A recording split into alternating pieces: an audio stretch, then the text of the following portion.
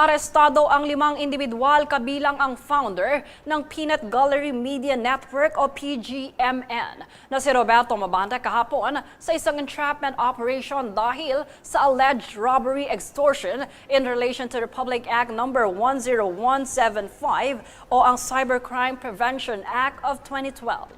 Ang kaso ay nagmula sa complaint ni dating Speaker Martin Romualdez kung saan di umano'y naglabas ang PGMN ng expose na may kaugnayan sa korupsyon at ito ay hindi ilalabas kung siya ay magbabayad ng kabuang 300 million pesos. Ayon kay NBI Director Attorney Melvin Matibag, patuloy nakahabulin ang mga individual na ginagamit ang online platforms para manakot o mang-blackmail para sa pansariling kapakanan.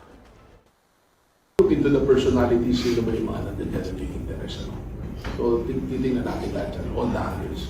But rest assured, as always, NBI is very, very fair. Ang intention namin dito ay protection na natin yung BOG system, yung media system. Kasi kayo mga nasa media, you will also be a victim here.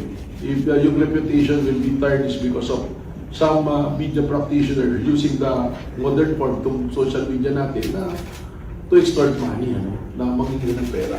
Yung press freedom, okay yan, we protect it. But criminal activities will go after it. Samantala sa post ng kanilang social media site, sinabi ng PGMN na sila ay inosente at isa lamang itong setup. Anila, walang extortion, walang pananakot at kaya nila itong patunayan.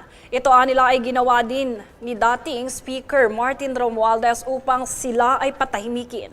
Nag-iwan naman ng mensahe ang PGMN kay Romualdez sa huling bahagi ng pahayag na alam mo kung ano ang ginawa mo at alam mo din naman at soon everyone will too.